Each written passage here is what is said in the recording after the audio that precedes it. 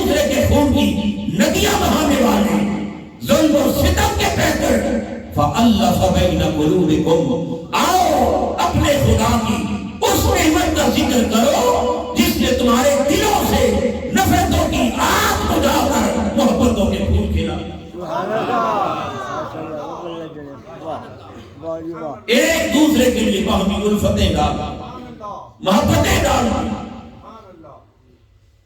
حاضرین محترم، رب کائنات اپنی اس عظیم نعمت کی پہلی پہچان، پہلی علامت بیان کر رہا ہے کہ اگر میری نعمت کو پہچاننا ہے تو ذرا پیچھے مڑ کے اپنا ماضی دیکھو، اپنے گزرے ہوئے زمانے کو یاد تو کرو، کیونکہ کوئی بھی قوم جب تک وہ اپنے ماضی کو یاد نہ رکھے، ماضی کو بھول جانے والے اپنے مستقبل کو کبھی سنوار نہیں سکتے۔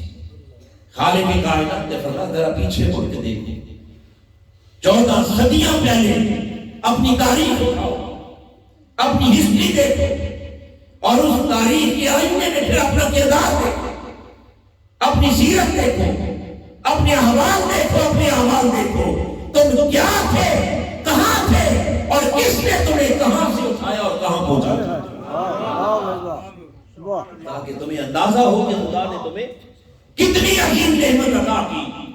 اذ کنتم اعداء، رب کائنات نے ماضی یاد دلاتے ہوئے کہا لوگوں تم وہی ہو جن کی تلواروں سے ہر وقت ناحق خون ٹپکتا رہتا ہے، تم وہی ہو جو بات بات پر جھگڑتے تھے، تم وہی ہو جو معمولی باتوں پر لڑتے تھے، تم وہی ہو جو ایک دوسرے کے خون کی ندیاں بہاتے، ایک دوسرے پر ظلم و ستم کرتے، ایک دوسرے کی جان و مال، عزت و آبرو پر ڈاکے ڈالتے۔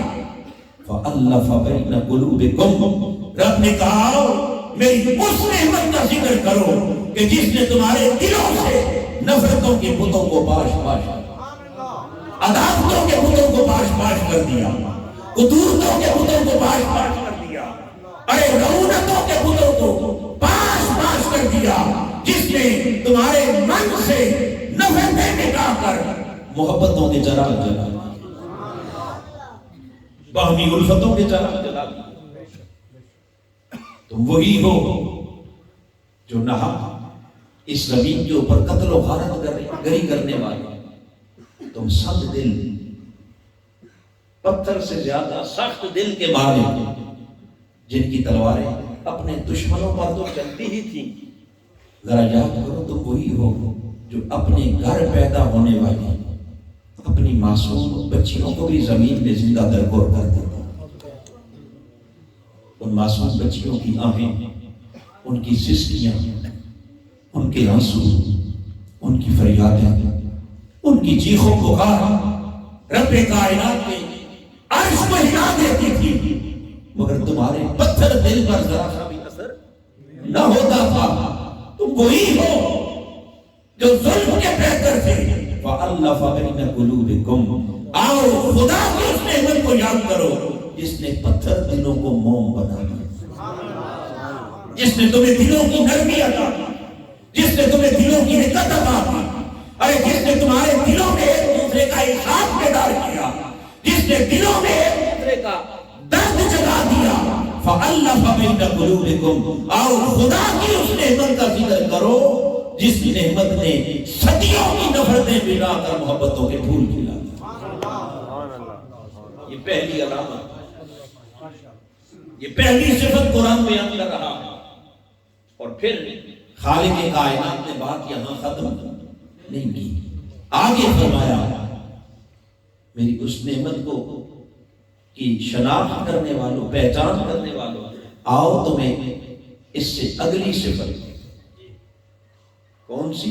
فرمایا جس نعمت نے تمہاری نفرتوں کو محبتوں میں بدلا، فَأَصْبَحْتُمْ بِنِعْمَتِهِ إِخْوَانًا، آؤ ذرا آج اپنے خدا کی اس نعمت کا ذکر کرو جس نعمت نے تمہیں آپس میں بھائی بھائی بنا دیا۔ کیا بنا دیا؟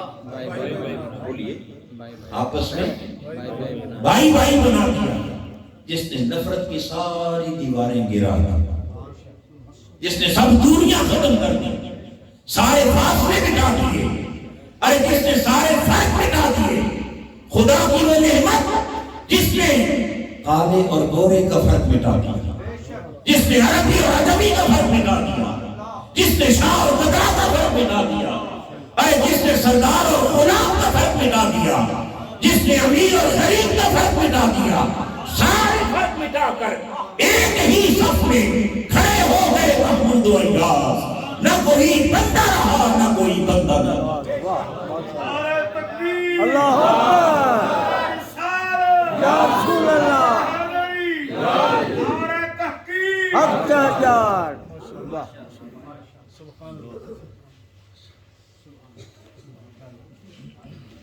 یہ ہے رب کائنات کی وہ عظیم نعمت جس کے ذکر کا حکم قرآن دے رہا ہے، بس گرو آؤ ذرا کچھ تمہیں اور یاد رہے نہ رہے مگر میری اس نعمت کا ذکر ضرور کرتے رہنا۔ مولا کون سی نعمت؟ فرمایا جس نے صدیوں کے دشمنوں کو گلے ملا کر بھائی بھائی بنا۔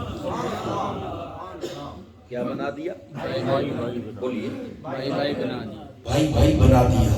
حاضرین محترم، یہ دونوں صفات جس نے نفرتوں کو محبتوں میں بدلا، جس نے دشمنوں کو بھائی دشمنیوں کو بھائی چارے میں بدلا، ذرا سامنے رکھ کر اب ایک لمحے کے لیے سوچئے کہ وہ خدا کی کون سی ہے؟ رب کی بولیے کون سی نعمت؟ ارے نعمتیں بے شمار، نعمتوں کی تو حد کوئی نہیں، مگر سوچنے کی بات ہے کس نعمت نے ان پتھر دلوں کو موم بنا دیا؟ کس نعمت نے ان نفرتوں اور حدودوں کے پیکروں کو محبتوں کے پیکر بنا دیا؟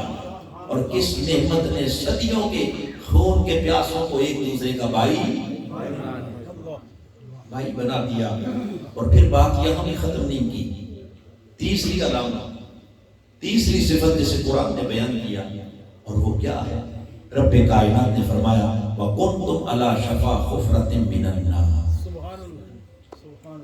لوگوں کبھی غور کرو، تم وہی ہو جو اپنی بد اعتقادی کی وجہ سے، بد عمالی کی وجہ سے، اپنی ستم ظریفی کی وجہ سے، اپنے ظلم، جبر، تشدد، اپنی انتہا پسندی اور اپنے دہشت گردانہ رویے کی وجہ سے جہنم کی آگ کے گڑھے کے کنارے پر، دوزخ کی آگ کے گڑھے کے بالکل کنارے پر سے قریب تھا گر پڑتے، آتش دوزخ کا ایندھن بن جاتے۔ فَأَنْقَذَكُم مِّنْهَا، آؤ اپنے خدا کی اس نعمت کا ذکر کرو جس نے تمہیں جہنم کے گڑھے کے کنارے سے اٹھایا اور جنت کے دروازے تک پہنچا دیا، جس نے جہنم کے گڑھے کے کنارے سے اٹھایا اور جنت کی دہلیز تک پہنچا دیا، جس نے جہنم میں گرنے سے بچایا اور پکڑ کے تمہیں جنت کا وارث اور مالک تمہیں جنت کا وارث اور مالک بنا دیا۔ اب حاضرین محترم، پوری امت کو اور پوری انسانیت کو قرآن دعوت فکر دے رہا ہے۔ کبھی تم نے سوچا آخر یہ نفرتیں محبتوں میں کیسے بدلیں؟ یہ دشمن بھائی بھائی کیسے بن گئے؟ اور یہ جہنم میں جو گرنے جا رہے تھے یہ جنت کے وارث کیسے بن گئے؟ بولیے یہ جنت کے کیا وارث کیسے بن گئے؟ کس نے انہیں جنت کا راستہ دکھایا؟ کس نے انہیں جنت کی دہلیز تک پہنچایا؟ ارے کس نے انہیں جنت کا وارث اور مالک بنایا؟ رب کائنات کے اس قرآن پر اگر غور و فکر کریں، حاضرین محترم، تینوں صفات سامنے رکھیں، اس نتیجے پر پہنچتے ہیں کہ حاضرین محترم یہ عظیم انقلاب کس نعمت کے باعث آیا؟ کہنا پڑے گا کہ خدا کی اس بڑی نعمت کا نام وجود محمد مصطفیٰ۔ اگر میرے آقا کا وجود نہ ہوتا، ایک لمحے کے لیے سوچئے اگر حضور کا وجود نہ ہوتا، آقا کی چادر رحمت کا سایہ نہ ہوتا، میرے آقا کی آمد نہ ہوتی، حضور اپنا رحمت والا قدم اس دھرتی پر نہ رکھتے، میرے آقا اللہ کی جلوہ گری نہ ہوگی کیا یہ کائنات بدل دے؟ انسان کا بخت سنورتا، یہ نصیب جاگتا، یہ انسان جو انسانیت